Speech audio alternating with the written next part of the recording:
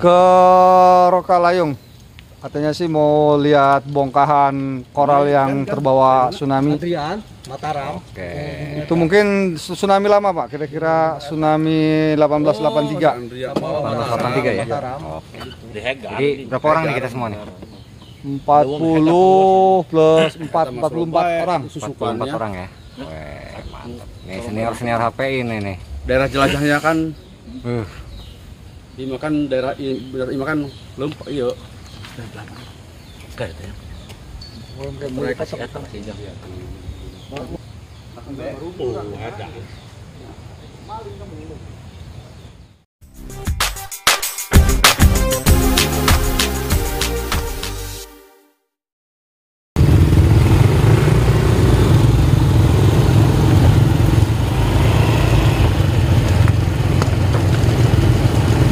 Ya Pak.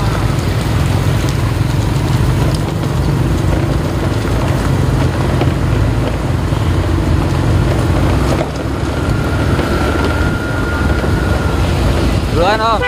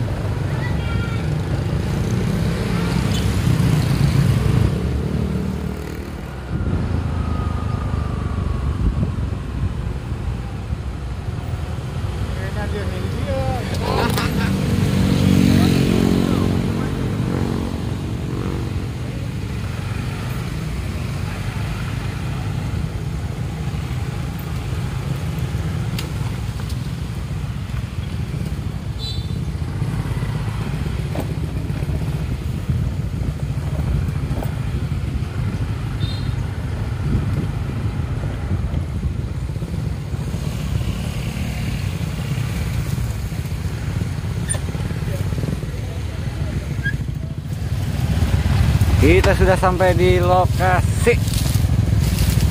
Halo. Sangat lumayan sekali. Ngeplok Mas. Mas. Kalau ngelihat dari ininya mah, tapi beningan tadi ya mah dihaluskan Pak. Ya nggak tahu. Katanya oke. Saya tipis nantinya kelihatan. Digosok ya, pakai amplas. Ini udah bawa ya? Boleh. Saya kebetulan punya ini lagi, jadi ini mas sharing aja keilmuan Pak ini. Nih, kira-kira apa? Oh, ini borsonya. Itu jenis. Itu juga saya Tapi kayak temuan obsidian gitu. ya? Oh, Itu bukan. temuan juga itu. Hitam ini. Dapat nemu itu. Tapi kalau ngelihat layernya, katanya kalau ada layernya bekas ininya, kemungkinannya mungkin ini serpihan juga. Cuma ini jenisnya bukan jenis ini, jadi kondrul. Ada butiran batu-batu kecil, jadi kondrit. Kondrit itu ya besi itu. Iya. Jadi itu ini kan metal nih. Masuk. Ini juga lumayan magnetic enough, jadi enggak terlalu padat kayak yang tadi. Kalau yang ini langsung cedek gitu. Kalau yang ini masih magnet itu masih agak, jadi istilahnya apa ya? Hanya Setengahnya dot. Iya, nggak ada mineralnya ya. Nggak ada mineralnya. ini 30 gram.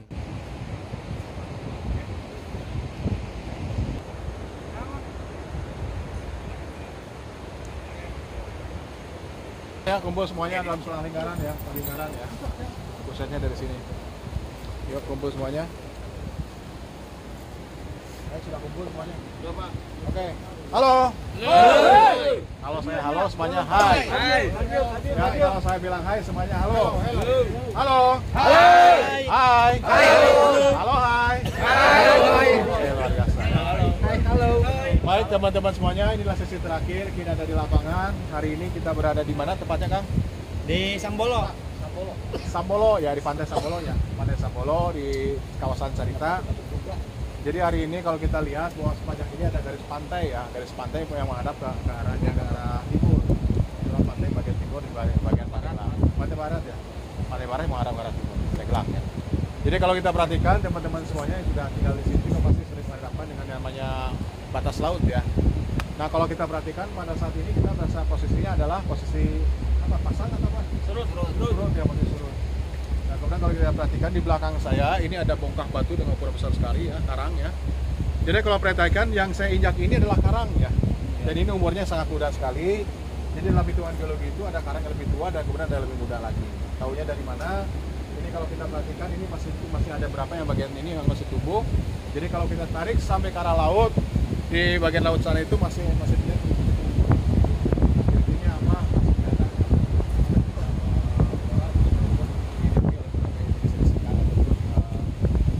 Apa tumbuhan yang ada di koral ya, seperti ini kan koral juga nih, bekas koral. Nah kemudian seiring dengan waktu, kalau dalam hitungan waktu yang cukup lama, dia akan berubah. Tadinya koralnya seperti ini muda ya ini hidup, kemudian setelah itu dia akan jadi membatu ya, menjadi membatu dan kemudian umurnya bisa dikatakan dia sangat tua sekali. Jadi kalau kita perhatikan di sini ada garis-garisnya seperti ini menandakan bahwa ini adalah binatang laut semua. Ini terbentuk dari semua binatang laut yang ada di laut. Karena prosesnya cukup panjang ya, sampai bertahunan, bahkan puluhan, bahkan jutaan, bahkan ratusan juta. Kemudian ditendapkan dan kemudian berlapis-lapis. Makanya kenapa nanti kan kita berbuat koral. Nah si koral-koral ini kalau kita perhatikan itu biasanya seumur. Jadi nanti dalam peta geologi itu ada kesebandingan. Jadi kalau ketemu koram, sebenarnya koram itu beda dengan bentuknya demikian dan khas, kemudian disebandingkan. Nanti ketahuan umurnya berapa. Apakah bisa dalam hitungan ratusan ataupun dalam istilahnya misalnya ada sekitar 2 juta tahun yang lalu. Jadi dari kerang itu. Kalau ini masih muda, ini sangat muda sekali dalam hitungan geologi. Jadi termasuk kerang itu. Gitu ya teman-teman semuanya. Dan kemudian kita adanya di hamparan, namanya adalah hamparan kerang misalnya. Atau misalnya ini adalah jenisnya sebutnya adalah batuan karbonat. Kalau sudah membentuk dengan ukuran besar dalam perbukitan, itu sebutnya adalah bentang alam kars. Ya. Jenis batunya apa? Jenis batunya sebutnya adalah batu gamping. Ada batuan dolomit, ada batu gamping. Nah kalau batu gamping sudah tertekan, kemudian setelah itu dendapan kembali, kemudian dirubah lagi menjadi batu yang baru, sebenarnya batuan malihan atau batuan metamor. Nah yang kita ketahui namanya kalau batu gamping, batuan karbonat seperti ini, kalau sudah tertekan cukup lama, dia akan berubah. Diagenesanya akan berubah menjadi adalah batuan marmer. Ukurannya apa? Sangat kuat sekali dan sangat keras sekali. Marmer itu dari batu gamping. Batu gamping dari batu kapur atau batu merah seperti itu. Gitu ya teman-teman semuanya. Berikutnya di hadapan saya ini ada beberapa batu-batu hasil kita kumpulkan semuanya. Ini jenis batuannya berbeda ya asal-usulnya. Bagaimana kita tahu asal-usulnya? Dilihat dari apa? Dari warnanya, ada tekstur ya, dari warna, tekstur, kemudian dari ini ya. Dari jenisnya juga berbeda. Contohnya saya bawa seperti ini ya. Ini contoh batu yang ini warnanya gelap seperti ini ya. Yang ini sama semua warna gelap. Jadi ini adalah batu ukuran kecil, ini besarnya, ini kecilnya, ini ukuran dalam bongkah kecilnya. Kalau kita lihat di sini dalam kegiatan nanti, untuk kegiatan pemanduan, tentunya pertama kali kita lihat itu kita baca itu apa? Dari warnanya dulu, ya, warna, tekstur, ya, kemudian dia keberadaannya ada di mana. Warnanya apa? Dia lebih gelap ya. Kadang ketemu juga yang begini, yang lebih muda warnanya. Yang membedakan apa? Adalah susunan dari kimianya. Kalau ini lebih basalt. Kalau yang lebih muda biasanya lebih asam, namanya andesit. Kalau ini adalah basalt. Dan kemudian yang lebih tua lagi adalah, yang lebih muda lagi adalah andesit. Gitu ya. Dari mana ini datangnya? Datangnya dari mana? Dari kali itu, Pak. Betul, dari kali. Kalinya kali sebelah sana kali ya, atau kali sebelah sana atau kalinya. Kali vulkanik ya. Betul, ini datangnya dari hasil aktivitas gunung api. Dalam ketiga kegiatan gunung api itu ada letusan yang dilemparkan, ada yang dilelerkan dalam bentuk lava. Kalau dalam bumi itu sebutnya adalah magma. Kalau sudah keluar kontak dengan udara sebutnya lah lava gitu ya teman-teman ya. Warna pijar merah itu adalah lava. Nah, lava sendiri itu ada yang mengalir, ada yang bentuknya adalah bloki ya, atau blok-blok ukuran besar. Kalau kita perhatikan dulu ketika Krakatau akan longsor kan kita melihat ada letusan Stromboli ya. Kemudian ada aliran lava yang dialirkan di lava 2012. Itu dia punya blok lava, dalam bentuk blok-blok kemudian dijatuh ke bawah dan mengalir. Kemudian letus lagi yang berikutnya dia menumpuk di letusan yang baru, ditumpuk pada letusan yang paling baru lagi. Begitu ya. Datangnya dari mana? Berarti ini adalah produk dari gunung api. Contohnya apa? Biasanya gelap, teksturnya ada, kemudian ada mineral. Ada plagiostasnya di sini juga ada hornblende juga ada di sini. Jadi kalau kita perhatikan membutuhkan ada loop ya untuk memperbesar, akan kelihatan nanti ada mineral-mineralnya di sini. Ya, ada mineralnya. Kalau ukuran mineralnya lebih besar, berarti batuannya ada jenis batuan beku. Sebutnya ada batuan yang datang dari dalam, naik ke atas kemudian tersingkap. Yang ada di Belitung batuan apa? Granit ya. Granit ya. Granit dengan ini bedanya apa? Sama, batuannya batuan beku, batuan magma semua. Yang membedakannya itu kalau ini muncul kemudian mendingin dalam proses sangat cepat sekali. Melalui mekanismenya apa? Letusan gunung api. Kalau granit dari bawah permukaan bumi terangkat, tersingkap. Biasanya ukurannya besar, makanya ada kuarsanya. Kuarsa itu ukurannya besar sekali. Jadi kalau kita lihat seperti itu. Begitu ya teman-teman semuanya. Pak, ada pertanyaan Pak. Ya silakan. Di masalah batu terus ini. Boleh. Masalah batu ya. Boleh Pak. Batu bara. Ya. Apakah dari letusan gunung berapi atau memang fosil? Tidak Pak, dari fosil Pak. Dari fosil. Ya, kalau batu bara beda ya. Batu bara, minyak bumi itu gas asosiasinya dengan itu ya. Kalau ketemu minyak pasti ketemu dengan gas. Batu bara juga sama. Jadi artinya apa? Kalau misalnya bapak semua di sini atau teman-teman semuanya, ini kayaknya batu bara nih ketemu. Tidak mungkin di pantai di sini Pak. Biasanya ketemunya di daerah cekungan. Daerah pegunungan ada cekungan. Jalan cekungan. Itu menandakan dulu adalah banyak sekali pohon tumbang, kemudian terendapkan lagi oleh material yang lainnya, dipadatkan semua kan berubah. Dia pohon kelapa segala macam berubah, dan kemudian dia berubah menjadi batu bara. Batu bara. Minyaknya dari mana? Dari hewan besar Pak dulu, karnivora terus kemudian mamalia besar. Mati semua dia berubah menjadi minyak karena tertekan tadi ya. Gasnya dari mana? Sama juga kalau gas itu muncul dari dalam kondisi lingkungannya adalah seperti rawa. Jadi bayangkan bahwa Pulau Jawa itu yang hari ini kita injak ini dulunya di bawah permukaan laut. Kemudian terangkat sekitar 23 juta tahun yang lalu. Dulunya nggak ada di sini. Pulau Jawa itu ya bagian ke arah situ tidak ada. Yang ke arah tengah, Jawa Tengah, Jawa Timur belum ada, belum muncul. Jadi garis pantainya ada di mana? Sekitar Padalarang sampai ke Pangalengan ke atas. Itu garis pantai. Jawa Tengah belum ada. Sekitar 32 juta sampai 23 juta tahun yang lalu. Jadi baru muncul. Kalau Banten dari dulu sudah ada, makanya Banten harus pisah dari Jawa Barat. Banten dulu, Kerajaan Banten dulu, makanya ada Salaka Nagara. Gitu. Oksidasi ini teman-teman ya. Ada merah seperti ini artinya teroksidasi. Jadi artinya ini mengandung silika mengandung Fe-nya sangat tinggi. Makanya kalau kontak dengan air, kontak dengan udara, dia akan teroksidasi biasanya jadi merah. Jadi kalau misalnya kita pernah dulu ke Krakatau sebelum letus kan ada juga ini batuannya merah semua tuh. Ya. Nah, artinya itu mengandung besi sangat tinggi kemudian terjadi namanya oksidasi. Ya, itu Fe-nya sangat tinggi sekali atau besinya sangat tinggi sekali. Makanya kenapa di pantai itu banyak sekali pasirnya pasir hitam semua. Itu artinya pasir besi semua. Gitu ya teman-teman ya. Nah kalau ini apa?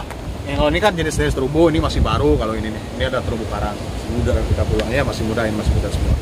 Kalau sudah fosil gampang lah, paling fosil itu pasti berat lah ini. Karena materialnya sudah terisi dengan mineral. Sudah padat ya. Sudah padat, kemudian terisi dengan mineral. Meskipun ada fosilnya di sini juga, tetapi beda. Kalau ini masih ringan.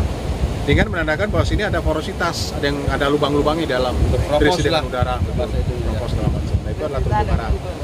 Nah terumbu karang ini kalau numpuk semuanya nanti ditekan lagi ya oleh proses pengendapan lagi, kemudian nanti di bawah dipanaskan, dia akan berubah menjadi fosil biasanya. Fosil itu kan berubah karena prosesnya cukup panjang sekali. Gitu ya. Jadi bisa jadi ya minyak, bumi dan gas itu karena terumbu karang juga ya. Kalau minyak itu berasal dari binatang ya, dari binatang purba dulu. Kemudian setelah dia mati setelah itu terendapkan, ditumpuk lagi endapan yang lainnya. Dan terumbu karang kan bagian juga dari binatang. Ya binatang, tetapi tidak menghasilkan ini ya, tidak. Ini kan berasal itu adalah karbonat. Karbon ya, karbonat. Jadi bukan apa bio. Sebenarnya mengandung unsur pas pantai kan ada biasanya. Nah, itu biasanya cebakan-cebakan dulunya daratan, kemudian terendapkan, kemudian si minyak ada di sana. Nah, mengenai minyak, jangan bayangkan bahwa minyak itu seperti air ya. Memang mekanismenya fluida. Tapi bukan berarti dalam satu cekungan besar itu isinya minyak semua. Tidak seperti itu. Minyak itu fluida itu dia mencari celah. Makanya biasanya dia akan berada di batu-batu gamping seperti ini. Terperangkap semua. Nah, bagaimana mencarinya? Ahli seismik akan mencari dengan menggunakan teknik seismik. Melihat di permukaan bumi itu seperti apa. Nanti perkirakan ini jenis batuannya adalah terumbu karang, misalnya ini jenis batuannya batu pasir, ini batu lempung, terperangkap di sana, jadi minyak akan bisa diambil. Begitu ya. Ini adalah breksi ini, ada batu-batu kecil, fragmental seperti ini, kemudian bermacam-macam, kemudian diisi oleh semen. Kalau ini namanya breksi PU, buatan PU, pekerjaan umum. Ketemu di situ tadi ya. Breksi coran. Coran ya, breksi coran. Tapi kalau di alam juga sama kayak gini, tersemenkan namanya ada breksi. Ada, ingat ya, ada konglomerat, ada breksi. Kalau konglomerat itu, kalau breksi dia fragmental. Fragmental itu tajam, meruncing. Dia runcing, tapi dia tersemenkan. Yang terisi oleh apa? Oleh pasir, misalnya batu pasir atau lempung. Ya, di sini ada masalahnya, ada matriksnya, ada nodulnya juga di sini lengkap semua. Macam-macam bahan batuannya. Ya. Tapi kalau yang namanya konglomerat itu batunya sudah membundar. Batu kali terkumpulkan, tersedimentasi, terkumpulkan semuanya, terendapkan, tersemenkan. Nah, gitu ya. Mungkin juga kayaknya bukan, ini mah kayaknya semenan juga ya. Semen itu. Tembok. Ya tuh, nggak ada tuh. Ini atasnya ini. Ini tererosi, ini biasa bisa tererosi. Gitu ya teman-teman. Ini apa ini? Ini yang merah apa ini? Sama bata. Batu bata kayaknya ini ya, sama kenteng ya. Batu bata sama kenteng juga. Nah, kemudian yang menariknya apa? Coba perhatikan, ini ada bentuknya ronde atau membulat. Kenapa coba? Tidak tajam lagi. Ada yang tahu kenapa? Kalau dipasang Proses kemungkinan itulah kena air. kalau kena air kan basah kalau kena air. Kenapa? Kok bisa jadi memudar seperti ini? Gesekan itu bisa jadilah. Betul. Apalagi lakukan, apalagi ya kalau ketemu dengan pantai artinya ada gelombang kan, dia datang ke laut kembali lagi ke darat kan gitu ya. Artinya terjadi adalah saling menggesek, mengikis. Jadinya tadi memudar. Ingat, dari ukuran seperti ini nanti akan semakin kecil. Ya, dari ukuran sebesar ini kecil lagi, akhirnya menjadi pasir. Jadi pasir bisa jadi batu nggak? Bisa jadi batu lagi Pak. Batu pasir namanya. Batu pasir. Jadi itu kalau saya perhatikan juga, saya ada beberapa tuh ya di ujung sana Pak. Ada batuan apa, endapan vulkanik itu mereka berarti itu dari hasil letusan gunung api. Dari hasil gunung api apa? Yang mana? Bisa jadi dari rawan danau kumpul di sini semuanya terendapkan. Jadi kalau kita lihat di sini kan tuh, ini kan beda, warnanya beda kan? Warnanya ini beda tuh. Mungkin ini lebih tua, ini lebih muda, ini lebih segar ya. Ini sama, ini batuannya adalah batuan vulkanik juga. Kita tahunya dari mana nih? Ada mineralnya tuh. Ada mineralnya. Yang mana Pak lebih tua? Ini kelihatan lebih tua, mineralnya ada kuarsanya, ada plagikosnya, segala macam. Ini lebih kecil tuh. Nah, kalau misalnya mineralnya ukurannya besar, berarti dia pendinginnya lebih lama yang ini dibandingkan ini. Kalau ini lebih cepat. Ketika dia keluar dari proses peletusan gunung api, dia langsung mendingin. Jadi tidak sempat membentuk mineral ukuran besar. Kalau semakin besar ukurannya berarti mendinginnya sangat lama sekali. Biasanya batuannya apa? Batuan granit biasanya, atau batuan terobosan. Saya tambahin juga ya di hari-hari ini. Jadi mudah-mudahan ada beberapa hari yang bisa diambil supaya ada termasuk informasi juga ya. Dan saya kira kalau untuk pemanduan teman-teman saya kira udah banyak semua lah. Juga banyak berburu ya teman-teman semua ya. Pemanduan. Tapi yang terpenting karena kegiatan geostatis adalah barangnya barang baru. Kemudian objeknya juga tersedia dan berlimpah di sini. Kemudian menjadi tugas teman-teman semuanya untuk menggali informasi sebanyak mungkin. Jadi bagaimana cara menggali informasinya? Satu, dengan mencari dari informasi melalui Google bisa. Nah, yang keduanya dari hasil penelitian bisa dicari juga. Dan kemudian terakhir juga dari beberapa informasi produksi kita atau mungkin juga. Nah, tadi juga memang ada kebutuhan untuk pembuatan itu ya, pembuatan buku panduan ya, buku panduan. Jadi mudah-mudahan nanti setelah ini selesai, saya coba komunikasi sama teman-teman yang ada di geologi, minimal bisa mencari informasi. Karena kan kita juga nanti ya, nah, nanti biasa kalau untuk urusan konsumsi, kita begitulah kurang lebih. Baik, sebelum penutup semuanya, kira-kira pertanyaan atau apa yang bisa disampaikan, silakan. Yang dimaksud dengan batuan gapro, karena ini menyangkut masalah vulkanik ya, kita memang bekerja di vulkanik dan beberapa misalkan, dan kita pengen minta klasifikasi antara batuan intrusif dengan batuan ekstrusif dan apa yang dimaksud dengan gapro. Ya.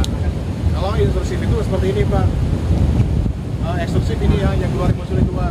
Apa seperti material gunung api yang dilontarkan itu adalah ekstrusif. Ya, magma, kemudian berubah jadi magma di permukaan, kemudian mendingin. Nah itu adalah prosesnya melalui penebusan gunung api, semuanya adalah ekstrusif. Kalau intrusif, batuan seperti batu granit, pendinginnya di bawah. Karena proses alam terkikis, muncul di permukaan, seperti di pulau itu. Gabro, apa itu gabro? Gabro itu digabrok. Gabro itu adalah batuan dasar samudra, kerak samudra, namanya violit. Gabro, batuannya sama seperti dia, bentuknya pasang, keras, hitam, jadi pasang. Adanya di bawah permukaan lantai samudra. Kalau Bapak Ibu semuanya berangkat ke Seletung, ketemu ada batuan gabro yang muncul di atas, bukan tadi di bawah pedalaman sampai 1000 sampai 200 meter, ya di bawah permukaan laut, dan di dasar laut, dasar samudra. Dia terangkat ke atas, muncul di permukaan. Oke, acaranya sudah selesai dan kita berangkat pulang. Terima kasih banyak. Demikian